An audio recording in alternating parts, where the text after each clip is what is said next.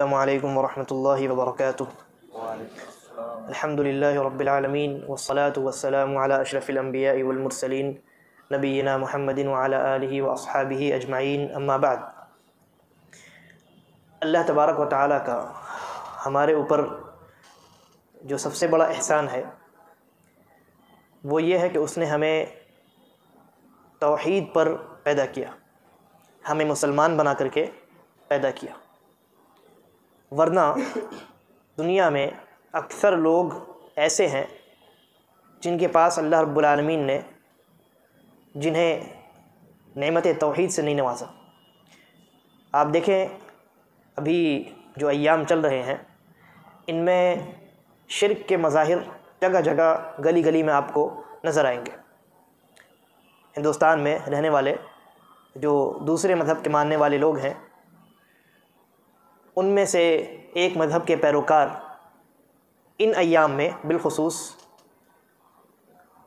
تراشے ہوئے بتوں کی عبادت کرتے نظر آئیں گے، ان کے سامنے سجدے کرتے نظر آئیں گے، یعنی ان کو ان کی عبادت اور پرستش میں آپ کو وہ منہمک نظر آئیں گے۔ یہ اس زمین کا سب سے بڑا بلکہ کائنات کا سب سے بڑا ظلم ہے۔ لہذا ہمیں چاہیے کہ ہم جب ایسے لوگوں کو دیکھیں جن کو اللہ رب العالمین نے نعمت توحید سے نہیں نوازا ہے تو ہم اس نعمت کا احساس کریں۔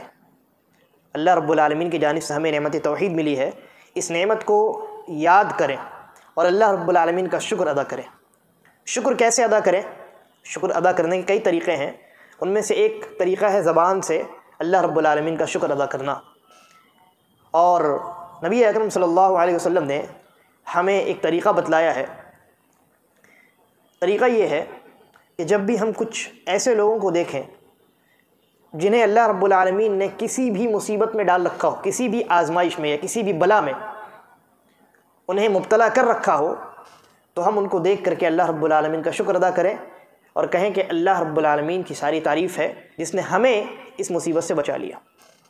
نبی اکرم صلی اللہ علیہ وسلم نے ایک چند الفاظ ہمیں سکھائے ہیں، وہ الفاظ کچھ اس طریقے سے ہیں کہ انسان جب مبتلا انسان کو، بلاؤں میں گرفتار انسان کو دیکھے، چاہے وہ بلا اور مصیبت مرض کی شکل میں ہو یا اس کے ایمان اور عقیدے کی شکل میں ہو، عقیدے اور ایمان کی گڑبڑی اور بگاڑ کی شکل میں ہو، تو انسان یہ الفاظ اپنے زبان سے نکالے، الحمدللہ الذی عافانی مما ابتلاک بہ وفضلنی علی کثیر ممن خلق تفضیلا، کہ اس اللہ کی ہی کے لیے تمام کی تمام تعریفیں ہیں جس نے مجھے اس چیز سے عافیت دی جس میں اس نے تمہیں مبتلا کر دیا اور مجھے اپنے بہت ساری مخلوقات پر فضیلت دی۔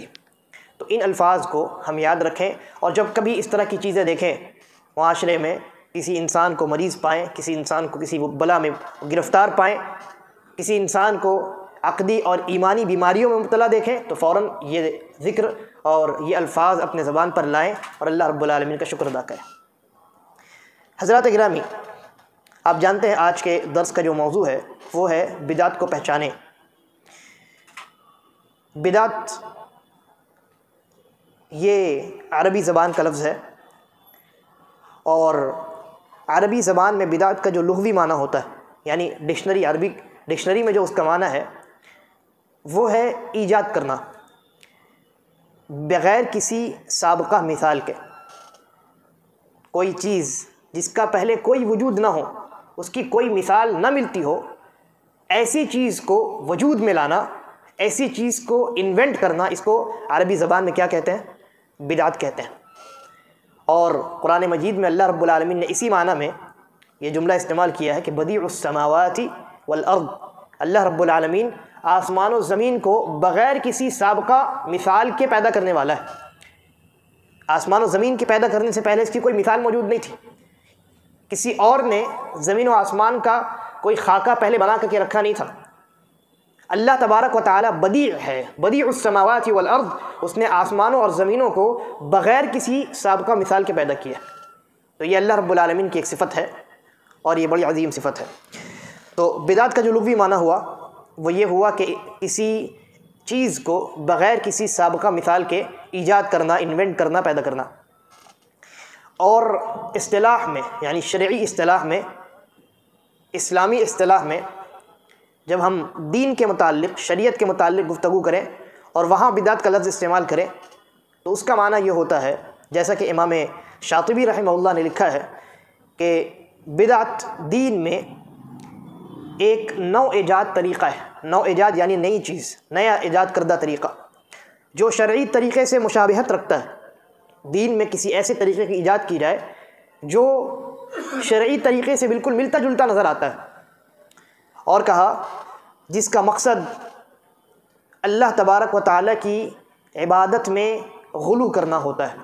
یہ بدعت کی تعریف امام شاطبی رحمہ اللہ نے کی۔ فرمایا بدعت کی جو تعریف ہے وہ یہ ہے کہ بدعت دین میں ایک نیا طریقہ ہے۔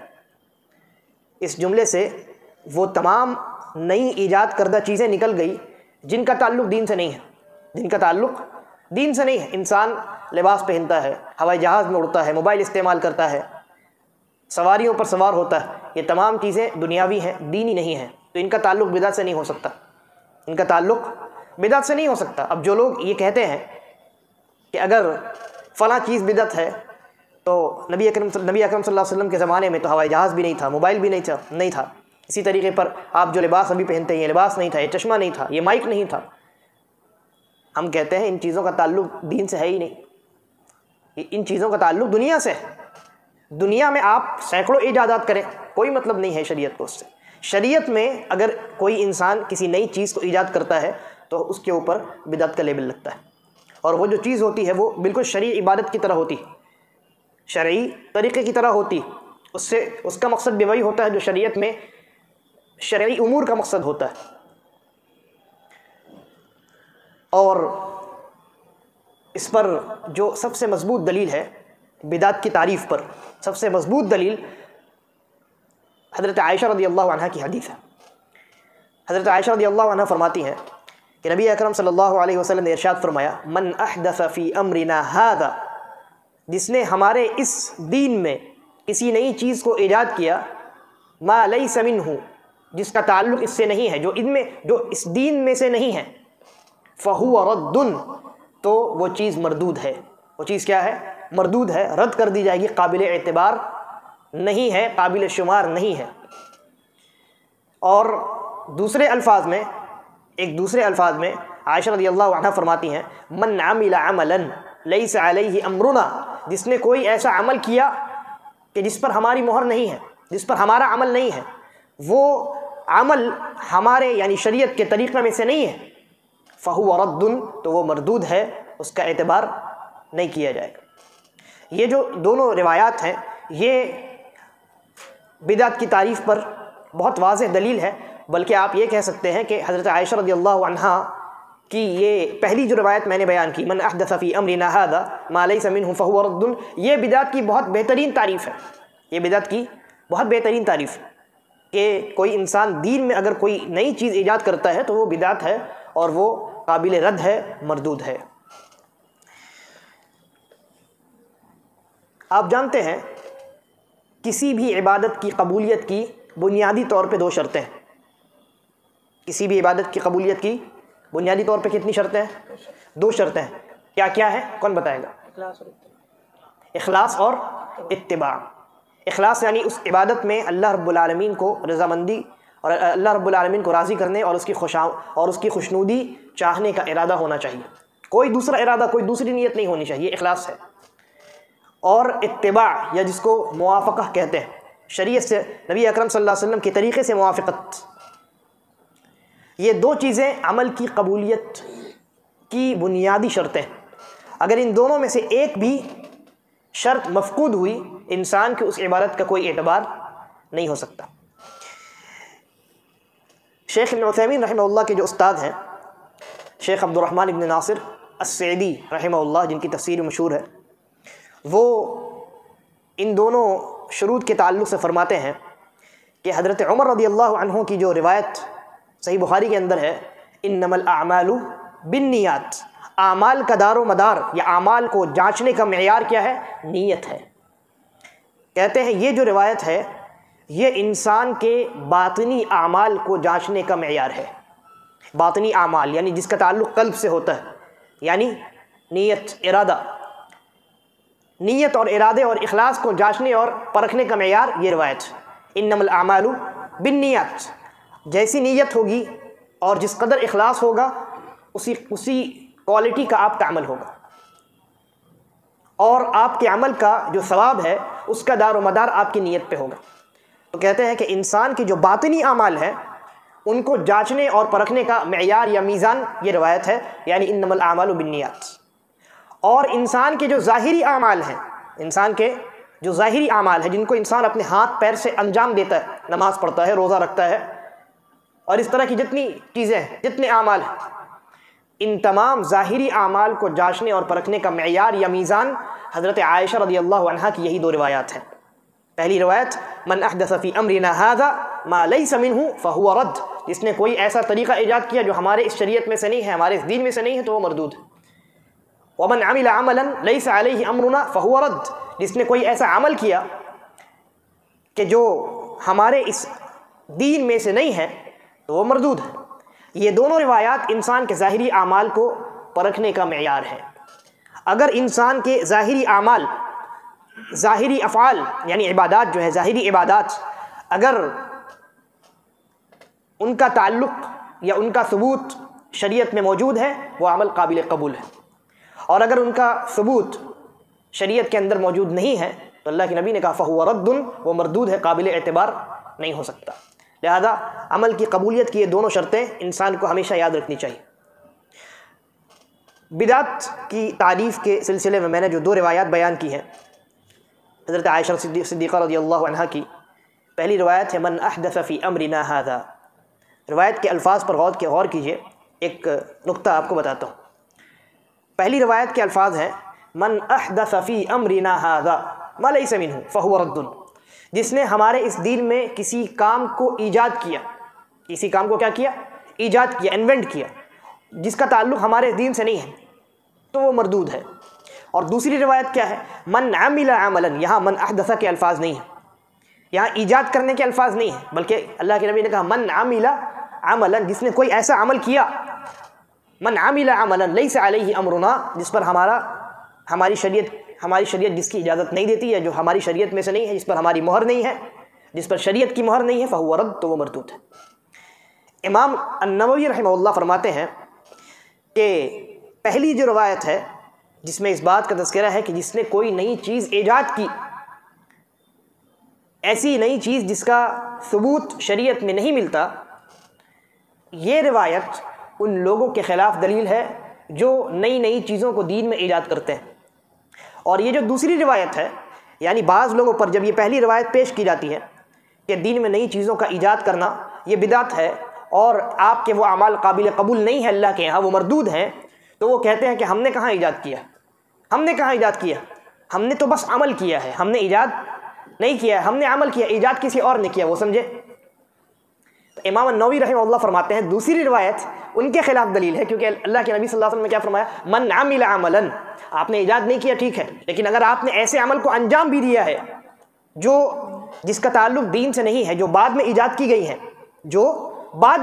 گئی ہیں، نبی اکرم صلی اللہ علیہ وسلم کے زمانے میں جس کا ثبوت نہیں تھا، صحابہ کے زمانے میں جس کا ثبوت نہیں تھا، قرون مفضلہ میں جس کا ثبوت نہیں تھا، بعد میں جس کی ایجاد ہوئی ہے، اگر آپ یہ حجت پیش کرتے ہیں، یہ دلیل پیش کرتے ہیں کہ یہ جو عمل ہے جس کو آپ بدعت کہہ رہے ہیں، یہ تو 400 سال 500 سال 600 سال پرانا ہے، یہ فلاں فلاں ملکوں میں ہوتا ہے، فلاں فلاں علماء نے لکھا ہے، ہم کہتے ہیں اللہ کے نبی نے کہا من عمل عملا، یہ بھی بدعت ہے کہ آپ ایسے عمل پر، آپ ایسے امر کو انجام دیں، ایسی عبادت پر عمل کریں جس کو کسی اور نے ایجاد کیا ہے لیکن آپ اس پر عمل کر رہے ہیں، وہ بھی بدعت۔ لہذا دوسری جو روایت ہے یہ ان لوگوں کے خلاف دلیل ہے جو یہ کہتے ہیں کہ ہم نے نہیں ایجاد کیا، کسی اور نے ایجاد کیا، ہم سے پہلے لوگوں نے ایجاد کیا، لہذا ہمارے اوپر بدعت کی تعریف فٹ نہیں آتی یا مبتدع کی تعریف فٹ نہیں آتی۔ ان لوگوں کے خلاف یہ دوسری روایت دلیل ہے۔ اسی طریقے پر ہم بدعت کو سمجھنے کے لیے بیٹھے ہیں، تعریف آپ کے سامنے پیش کر دی گئی۔ بدعت کی جب لوگ تعریف سنتے ہیں تو عام طور سے ایک غلط فہمی کے شکار ہو جاتے ہیں، وہ غلط فہمی یہ ہے کہ بعض حضرات عبادت میں جب دیکھتے ہیں کہ کسی انسان نے کسی نئے عمل کو ایجاد کر لیا تو اس کو بدعت شمار کرتے ہیں، کہتے ہیں کہ آپ کا یہ عمل بدعت، ہم کہتے ہیں ٹھیک ہے۔ لیکن بعض ایسے اعمال جن کو انسان عبادت سمجھ کر کے نہیں کرتا، کچھ لوگ جب دیکھتے ہیں کہ یہ عمل بعد میں ایجاد کیا گیا ہے اس کے اوپر بھی بدعت کا حکم لگا دیتے ہیں۔ در حقیقت یہ اس لیے ہوتا ہے کیونکہ لوگ ایک غلط فہمی کے شکار ہیں۔ اس غلط فہمی کو دور کرنے کے لیے آپ کو یہ سمجھنا ہوگا کہ شریعت میں جو اعمال اور افعال ہیں یہ دو قسم کے ہیں بنیادی طور پر۔ پہلی قسم ہے عبادات کی اور دوسری قسم ہے عادات کی۔ پہلی قسم کیا ہے؟ عبادات، اور دوسری قسم کیا ہے؟ عادات۔ عبادت آپ جانتے ہیں، عبادت کی تعریف یہ ہے کہ وہ اعمال جن کو اللہ رب العالمین پسند کرتا ہے اور جن سے راضی ہوتا ہے۔ عادات کی تعریف یہ ہے، یا عادات کو آپ ایسے سمجھیں گے کہ وہ اعمال جن کی ضرورت انسان کو پڑتی ہے اور جن کو انسان عبادت سمجھ کر کے انجام نہیں دیتا، وہ ہے عادات۔ ان دونوں کے درمیان فرق ہے، ان دونوں کے احکام میں بھی فرق ہے۔ عبادت کا جہاں تک تعلق ہے، عبادت میں شریعت نے یہ شرط رکھی ہے یا شریعت نے یہ اصول پیش کیا ہے کہ عبادت میں اصل یہ ہے کہ تمام کی تمام عبادات ناجائز ہیں۔ میں آسان لفظوں میں آپ کو سمجھانے کے لیے اس طرح کے جملے کہہ رہا ہوں، کیونکہ اگر اصطلاحی جملے کہوں تو ممکن ہے سمجھ میں نہ آئے۔ عبادت میں اصل یہ ہے کہ تمام عبادات ناجائز ہیں، الا یہ کہ جن اعمال کو شریعت نے عبادت قرار دیا ہے۔ بات سمجھ میں آ رہی؟ جتنے اعمال ہیں، جتنے افعال ہیں، وہ سب کے سب ناجائز ہیں عبادت کے طور پر۔ کسی بھی عمل کو آپ عبادت قرار نہیں دے سکتے، الا یہ کہ ان اعمال کو شریعت نے خود عبادت کہا ہو۔ یعنی اگر کوئی انسان یہ دعویٰ کرے کہ فلاں عمل عبادت ہے تو ہم کہیں گے دلیل لاؤ، شریعت نے کہا اس کو عبادت قرار دیا۔ کوئی انسان اگر کسی معاملے میں کسی عمل کے تعلق سے ہمارے پاس آ کر کے یہ کہتا ہے کہ یہ عمل جو ہے ثواب کا ہے، اس کو کرنے سے ثواب ہوتا ہے، یعنی وہ یہ دعویٰ کر رہا ہے کہ یہ عبادت ہے۔ اور عبادت کی تعریف یہ ہے کہ جس کو اللہ پسند کرتا ہے اور جس سے راضی ہوتا ہے، اور اللہ کس کو پسند کرتا ہے اور کس سے راضی ہوتا ہے یہ خود اللہ ہی بتائے گا۔ اس لیے، اور اللہ کہاں بتائے گا؟ یا تو قرآن میں بتائے گا یا نبی اکرم صلی اللہ علیہ وسلم کی زبانی حدیث میں بتائے گا۔ لہٰذا جب کوئی یہ دعویٰ کرے کہ فلاں عمل عبادت ہے، ہم کہیں گے ہات الدلیل، دلیل لے کر کے آؤ۔ کہاں اللہ نے کہا کہ یہ عمل عبادت ہے؟ کہاں رسول اللہ صلی اللہ علیہ وسلم نے کہا کہ یہ عمل عبادت ہے؟ عبادت کے معاملے میں اصل یہ ہے کہ کوئی بھی عمل اصلاً عبادت نہیں ہو سکتا۔ تمام اعمال میں عبادات وہی اعمال کہلا سکتے ہیں جن کو شریعت نے عبادت قرار دیا ہے۔ بقیہ جتنے اعمال ہیں، پوری دنیا دعویٰ کرتی رہے کہ یہ عمل اچھا ہے، یہ عمل کار ثواب ہے، وہ عمل عبادت نہیں ہو سکتا۔ دوسری قسم میں نے کیا بتلائی؟ عادات۔ عادات یعنی عبادت کے علاوہ جتنی چیزیں ہیں، عادات میں معاملات بھی شامل ہیں۔ عادات میں معاملات بھی شامل ہیں، یعنی معاملات سے مراد انسان جو خرید و فروخت کرتا ہے، تجارت کرتا ہے، اور اس کے علاوہ معاملات کے علاوہ جو انسان کے روزمرہ کے جو امور ہوتے ہیں، انسان کا کھانا، انسان کا پینا، انسان کا پہننا، انسان کا چلنا، انسان کا گفتگو کرنا، انسان کا اشارہ کرنا، ان تمام چیزوں کا تعلق، انسان کی زبان، ان تمام چیزوں کا تعلق عبادت سے نہیں، ان تمام چیزوں کا تعلق کس سے ہے؟ عادات سے ہے۔ اور عادات کے متعلق شریعت کا یہ اصول ہے کہ عادات میں اصل یہ ہے کہ تمام کی تمام عادات جائز اور مباح ہے، الا یہ کہ جن کی حرمت کی دلیل شریعت میں آ جائے وہ عادات حرام ہو جائیں گی، لیکن جن کی حرمت کی دلیل شریعت میں موجود کی سب جائز ہوں گی۔ مثال کے طور پہ ٹوپی پہننا، کرتا پہننا، یہ گھڑی لگانا، چشمہ لگانا، ان چیزوں کا تعلق کیا عبادات سے ہے؟ نہیں، ان چیزوں کا تعلق کس سے ہے؟ عادات سے ہے۔ لہذا یہ چونکہ ان چیزوں کا تعلق عادات سے ہے، اس لیے یہ سب کی سب جائز ہے۔ حرام کون سی عادات ہوں گی؟ شریعت جن کو کہے کہ ہاں ان چیزوں کی یہ چیزیں حرام ہے شریعت۔ پانی پینا حلال ہے، کیوں؟ اس لیے کہ حرام ہونے کی دلیل نہیں۔ شربت پینا حلال ہے، کیوں؟ اس لیے کہ حرام ہونے کی دلیل نہیں۔ شراب پینا حلال ہے کیا؟ نہیں، کیوں؟ اس لیے کہ شریعت میں حرام ہونے کی دلیل ہے۔ لہذا عادات کے متعلق اگر کوئی انسان یہ دعویٰ کرے کہ فلاں چیز حرام ہے، فلاں چیز حرام ہے، ہم اس کی حرمت کی دلیل مانگیں گے، ہم کہیں گے دلیل لاؤ حرمت کی۔ دونوں عبادات اور عادات کا معاملہ ایک دوسرے کے بالکل مخالف ہے۔ عبادات کے باب میں اگر کوئی انسان دعویٰ کرے کہ فلاں عمل عبادت ہے، ہم کہیں گے دلیل لے کر کے آؤ، عبادت ہونے کی دلیل لاؤ۔ لہذا آپ یہ نہیں کہہ سکتے کہ شریعت نے کہا اس کو عبادت نہیں قرار دیا۔ عبادت قرار دینے کے لیے دلیل چاہیے۔ اگر کسی عمل کے متعلق دلیل موجود نہیں ہے، یہی اس بات کی دلیل ہے کہ وہ عمل عبادت نہیں ہو سکتی۔ تو عبادات کے چیپٹر میں، عبادات کے باب میں کوئی انسان اگر کسی عمل کے متعلق دعویٰ کرے کہ فلاں عمل عبادت ہے، ہم کہیں گے دلیل لاؤ۔ عادات کے متعلق اگر کوئی انسان کہے کہ فلاں کام کرنا حلال ہے، ہم دلیل نہیں طلب کریں گے۔ بلکہ عادات کے باب میں اگر کوئی انسان کسی عادت کے متعلق یہ دعویٰ کرے کہ یہ عادت حرام ہے، تب ہم دلیل مانگیں کہ حرام ہونے کی دلیل لاؤ، حرمت کی دلیل لاؤ شریعت سے۔ اور یہ جو اصول میں نے آپ کو بیان کیا ہے اور یہ فرق جو میں نے آپ کو بیان کیا ہے، یہ جمہور علماء امت کا موقف ہے۔ جمہور علماء امت، جن میں بڑے بڑے علماء امام احمد رحمہ اللہ ہے، اور فقہاء الحدیث جن میں ظاہری طور پہ امام مالک اور امام شافعی رحمہ اللہ شامل ہیں۔ اسی طریقے پر جمہور جو علماء ہیں، جیسے امام ابن القیم ہے، امام ابن تیمیہ ہے، اور شیخ عبدالرحمن بن ناصر السعدی ہے، شیخ ابن عثیمین ہے، آج کے زمانے تک جتنے علماء ہیں ان تمام میں جو میجورٹی ہے علماء کی، ان کا یہی موقف ہے، اور یہ موقف ہی راجح ہے، یہی موقف راجح ہے۔ دلائل بیان کرنے کا یہ موقع نہیں ہے، بات بہت زیادہ لمبی ہو جائے گی۔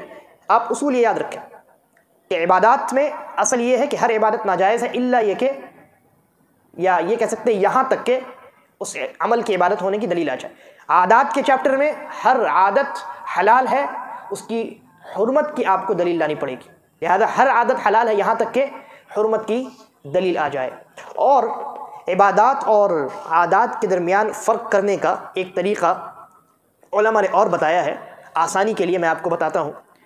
ہمارے استاد شیخ سلیمان الرحیلی حفظہ اللہ، وہ ایک مرتبہ اس کو ذکر کر رہے تھے کہ جو عبادت ہوتی ہے، عبادت میں جو اصل فائدہ ہوتا ہے وہ اخروی ہوتا ہے۔ عبادت میں جو اصل فائدہ ہوتا ہے وہ اخروی ہوتا ہے، گرچہ اس کے دنیاوی فوائد بھی ہوں، گرچہ اس کے دنیاوی فوائد بھی ہوں، لیکن اس کا جو اصل فائدہ ہوتا ہے وہ کیا ہوتا ہے؟ اخروی ہوتا ہے۔ مثال کے طور پہ زکوٰۃ ادا کرنا یہ عبادت ہے، اس کا جو اصل فائدہ ہے وہ اخروی ہے، اللہ رب العالمین راضی ہوگا، اللہ خوش ہوگا، اور اللہ کی جانب سے اس کے بدلے آپ کو ثواب ہوگا، آپ جنت میں داخل ہوں گے۔ ہاں، اس کی دنیاوی فوائد بھی ہیں، جیسے کہ ایک حدیث ہے سنن ابو داؤد وغیرہ کی اور حسن درجے کی روایت ہے، اللہ کے نبی صلی اللہ علیہ وسلم نے فرمایا داؤوا مرضاکم بالصدقہ، کہ صدقے کے ذریعے سے اپنے مریضوں کا علاج کرو۔ یعنی انسان جب صدقہ و خیرات کرتا ہے، اور صدقہ و خیرات میں سب سے پہلے زکوٰۃ ہے کیونکہ وہ فرض صدقہ ہے، اور اس کے بعد بقیہ جتنی صدقات ہیں وہ سب کے سب نفلی ہیں، تو انسان جب صدقات و خیرات کرتا ہے، اللہ رب العالمین دنیا میں اس کو یہ فائدہ دیتا ہے کہ اس کے مریضوں کو شفا مل جاتی ہے۔ تو دنیاوی فائدہ تو ہے، لیکن اصل فائدہ زکوٰۃ کا کیا ہے؟ اخروی ہے، دنیاوی نہیں ہے۔ اسی لیے عبادات میں انسان کی نیت اور انسان کے ارادے میں آخرت ہونی چاہیے، دنیا نہیں ہونی چاہیے۔ جبکہ عادات کا معاملہ مختلف ہے، عادات میں اصل جو فائدہ ہوتا ہے وہ دنیاوی ہوتا ہے، عادات میں اصل جو فائدہ ہوتا ہے وہ دنیاوی ہوتا ہے۔ انسان چشمہ پہن رہا ہے، یا میں نے یہ مائک لگا رکھا ہے، یا یہ کرتا پہن رکھا ہے، اس کا تعلق عادات سے ہے، اور یہ کرتا یا یہ چشمہ یہ مجھے دنیا میں فائدہ دیتا ہے، اس کا تعلق آخرت سے نہیں ہے۔ تو یہ فرق ہے عادات اور عبادات میں۔ ہاں، ایک بات یہ ہے کہ اگر انسان عادات کو بھی عبادت بنانا چاہے تو اللہ نے اس کے لیے بھی دروازہ کھول رکھا ہے، اور وہ یہ ہے کہ انسان اپنی عادات میں بھی اللہ کی رضامندی کا طالب ہو جائے۔ جیسے مثال کے طور پہ میں نے اگر یہ چشمہ لگایا ہے، تو میں اگر چشمہ لگاتے وقت یہ ارادہ کر لوں کہ میں اس لیے چشمہ لگا رہا ہوں تاکہ مجھے اللہ کی دنیا ٹھیک ٹھاک دکھائی دے، میں ٹھیک طریقے سے چل سکوں، تاکہ مسجد صحیح سے پہنچ سکوں، راستے میں صحیح سے چل سکوں، اللہ رب العالمین کی عبادت میں مجھے کوئی پریشانی نہ ہو، قرآن مجید کی صحیح تلاوت کر سکوں، احادیث رسول اللہ صلی اللہ علیہ وسلم کا مطالعہ ٹھیک طریقے سے کر سکوں، شرعی اور اسلامی اور دینی جو کتابیں ہیں ان کا مطالعہ ٹھیک سے کر سکوں. میں اگر کھانا کھاؤں، کھانا کھانے کا جو فائدہ ہے وہ اصل دنیاوی فائدہ ہے، لیکن ایک مومن کے لیے یہ آپشن ہے کہ اور یہ بہتر ہے اس کے لیے کہ وہ کھانا کھاتے وقت یہ ارادہ اپنے دل میں شامل کر لے کہ میں یہ کھانا اس لیے کھا رہا ہوں تاکہ میرا جسم مضبوط ہو، اور اس مضبوط جسم کے ساتھ میں اللہ کی عبادت کروں. تو ایسی صورتحال میں یہ جو عادت ہے پھر کیا ہو جائے گی؟ یہ ہو جائے گی عبادت. یہ عادت کیا ہو جائے گی؟ کنورٹ ہو کر کے عبادت ہو جائے گی. اور جب یہ عبادت ہو جائے گی تو ایسی صورت میں وہاں عبادت کی قبولیت کی پھر دونوں شرطیں پائی جانی ضروری ہے. میں نے یہ جو تفصیل آپ کو بتائی ہے وہ اس لیے بتائی ہے کیونکہ بہت سارے لوگ عبادت اور عادت میں خلط مبحث کا شکار ہو جاتے ہیں، یعنی خلط ملط کر دیتے ہیں. عادت کو بھی عبادت شمار کر لیتے ہیں اور اس کے اوپر بھی عبادت کی طرح حکم لگانے لگتے ہیں. میں نے بتایا کہ عبادت کا یہ اصول ہے کہ اس میں آپ اپنی طرف سے کسی عمل کو داخل نہیں کر سکتے. داخل کرنے کے لیے کیا چاہیے؟ دلیل چاہیے. یعنی عبادت میں کوئی نئی چیز پیدا نہیں ہو سکتی. لیکن کیا عادت میں بھی ایسا ہے کہ کوئی نئی چیز پیدا نہیں ہو سکتی؟ نہیں، عادت میں کوئی بھی نئی چیز پیدا ہو سکتی ہے، بلکہ پیدا ہوتی رہتی ہے. اب جیسے یہ چشمہ ہے، نبی اکرم صلی اللہ علیہ وسلم کے زمانے میں تھا؟ نہیں تھا. یہ موبائل، یہ کیمرہ کچھ تھا؟ یہ پنکھا کچھ نہیں تھا. یہ بعد میں پیدا ہوئی یہ چیزیں، اور یہ چیزیں انسان کی عادات سے تعلق رکھتی. انسان کا چشمہ پہننا، انسان کا یہ کپڑا پہننا، آپ مختلف ممالک میں جائیں گے مختلف لباس آپ کو دیکھنے میں ملیں گے، آپ کو مختلف لباس نظر آئیں گے. ہم یہاں شرٹ پینٹ پہنتے ہیں، بعض حضرات بعض کرتا پاجامہ پہنتے ہیں. آپ دوسرے ممالک میں جائیں گے کچھ الگ ڈھنگ کا لباس آپ کو نظر آئے گا. تو کوئی انسان اگر چلا جائے کسی دوسرے ملک میں اور وہاں کوئی دوسرا لباس دیکھے، کوئی دوسری قسم کی ٹوپی دیکھے، تو وہاں وہ یہ حکم لگاتا پھرے کہ یہ تمہارا جو لباس ہے یہ تو شرعی لباس نہیں ہے، یا یہ لباس نبی صلی اللہ علیہ وسلم کے زمانے میں نہیں تھا، لہٰذا یہ بدعت ہے. نہیں. کیوں؟ اس لیے کہ لباس کا تعلق عبادت سے ہے ہی نہیں. لباس کا تعلق عبادت سے نہیں ہے، لہذا بدعت جو ہے یہ عبادت میں داخل ہو سکتی ہے، عادت میں نہیں داخل ہو سکتی. بدعت عبادت میں داخل ہو سکتی ہے، عادت میں داخل نہیں ہو سکتی. اور اس کی بہت عمدہ مثال میں آپ کو بتاتا ہوں جس کے تعلق سے بہت سارے لوگ غلط فہمی کا بھی شکار ہیں. جب عید کا موقع ہوتا ہے، عید کے موقع پر شریعت نے ہمیں خوشی منانے کی اجازت دی ہے. خوشی منانے کی اجازت دی ہے. ہر انسان اپنے اعتبار سے خوشی منا سکتا ہے، لیکن اس حد کو اسے کراس نہیں کرنا ہے جو اللہ رب العالمین نے مقرر کر دیا ہے. یعنی شریعت کی حدود کو کراس نہیں کرنا ہے. ایسی چیزوں کو اختیار نہیں کرنا ہے اپنی خوشی میں کہ جو شریعت میں حرام ہے، جیسے گانا بجانا، ناچنا گانا، بے پردگی وغیرہ. انسان یہ نہیں کہنے لگے کہ ان کا تعلق تو عادات سے ہے لہذا ہمارے لیے جائز. نہیں، عادات تب تک حلال ہے جب تک اس کی حرمت کی دلیل نہ آ جائے. اگر کسی عادت کی حرمت کی دلیل موجود ہے تو پھر وہ حرام ہے. تو عیدین کے موقع پر خاص کر کے آپ دیکھیں گے ہمارے یہاں یہ رواج ہے، یہ سسٹم ہے کہ لوگ اپنی خوشی کا اظہار مصافحہ کر کے اور معانقہ کر کے کرتے ہیں. اپنی خوشی کا اظہار معانقہ یعنی گلے ملنا، گلے مل کر کے اپنی خوشی کا اظہار کرتے ہیں. تو بعض حضرات یہ سمجھتے ہیں کہ گلے ملنا عید کے موقع پر یہ بدعت ہے. ہم کہتے ہیں کہ یہ گلے ملنا، معانقہ کرنا، اس کا تعلق عبادت سے ہے یا عادت سے؟ سوال. کیوں عادت سے ہے؟ نہیں، اس کا تعلق عادت سے اس لیے ہے کیونکہ یہ عبادت نہیں ہے. کوئی بھی انسان کیا گلے اس لیے ملتا ہے تاکہ اس کو ثواب ملے؟ کیوں ملتا ہے؟ خوشی منانے کے لیے. خوشی منانے کا ایک طریقہ ہے معانقہ کرنا، گلے ملنا. تو اس کا تعلق عبادت سے نہیں ہے، اس کا تعلق عادات سے. اور عادات میں اصل یہ ہے کہ تمام کی تمام عادات جائز ہیں، مباح ہے، حتیٰ کہ ان کی حرمت کی دلیل نہ آ جائے. اور معانقہ کی حرمت کی کیا کوئی دلیل موجود ہے شریعت میں؟ نہیں موجود ہے. لہذا معانقہ کرنا عیدین کے موقع پر جائز اور مباح ہے، اس میں کوئی قباحت نہیں، اس میں کوئی قباحت نہیں. تو میں نے یہ مثال آپ کو سمجھانے کے لیے اس لیے بیان کی کیونکہ خاص کر کے اس مسئلے میں بہت سارے لوگ غلط فہمی کے شکار ہوتے ہیں.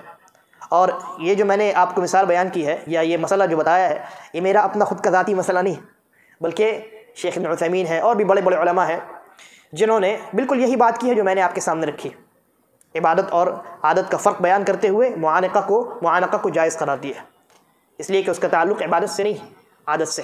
وہ بدعت ہو ہی نہیں سکتی، اس لیے کہ بدعت تو عبادت میں داخل ہوتی ہے نا، عادت میں تو بدعت داخل ہی نہیں ہوتی. اگر عادت میں بدعت داخل ہو تو ہمارا اوڑھنا پہننا ساری چیزیں بدعت میں شمار ہو جائیں.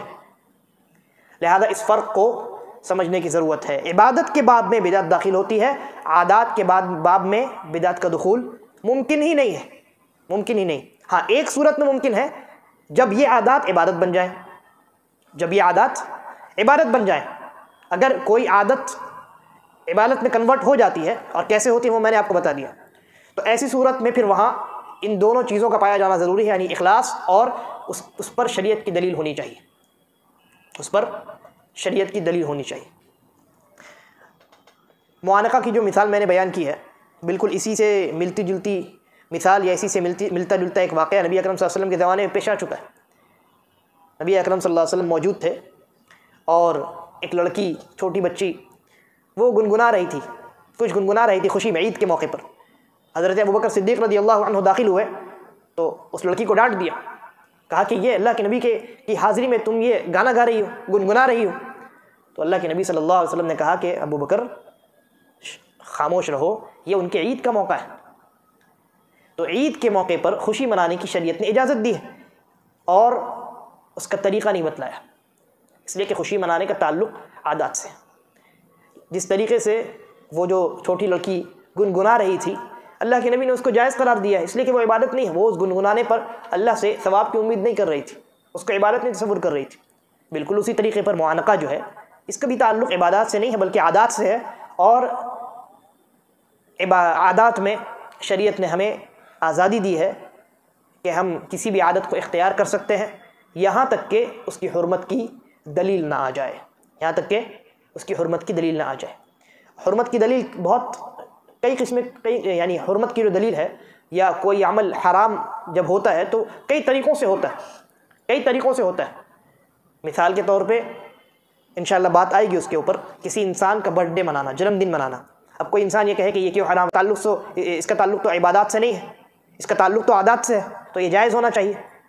اور شریعت میں کوئی ایسی روایت نہیں ہے، کوئی ایسی آیت نہیں ہے جس میں یہ کہا گیا ہو کہ جنم دن نہ بناؤ۔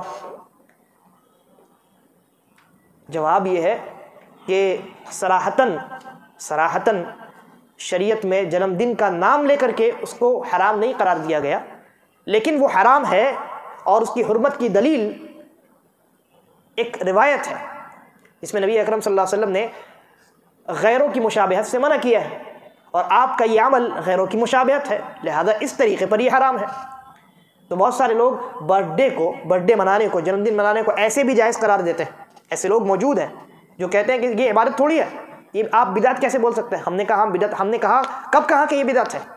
ہم نے کب کہا کہ یہ بدعت ہے؟ ہم نے کہا یہ حرام ہے، بدعت ہے یہ ہم نے نہیں کہا، ہم نے کہا حرام ہے، اس لیے کہ یہ مشابہت ہے غیروں سے، دوسری قوموں سے مشابہت ہے۔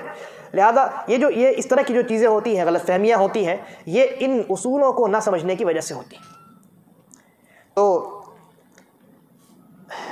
بدعت کی تعریف میں نے یہ چند باتیں آپ کے سامنے رکھی ہیں، اور انشاءاللہ اگلے دروس میں ہم بدعت کے متعلق مزید گفتگو کریں گے۔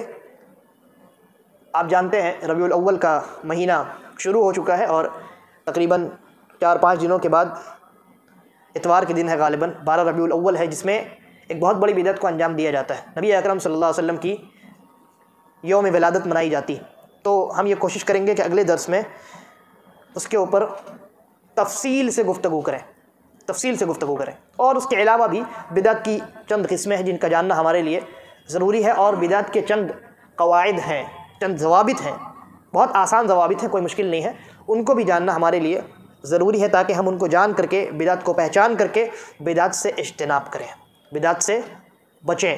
اللہ تبارک و تعالی سے دعا ہے کہ وہ ہمیں صحیح سمجھ کی توفیق عطا فرمائے، اور ہم تمام کو شرک و بدعت اور اس طرح کی تمام خرافات سے بچا کر کے رکھے، اور ہم تمام کا خاتمہ ایمان اور اسلام پر کرے۔ ھذا واللہ اعلم، وصلی اللہ علی نبینا وسلم۔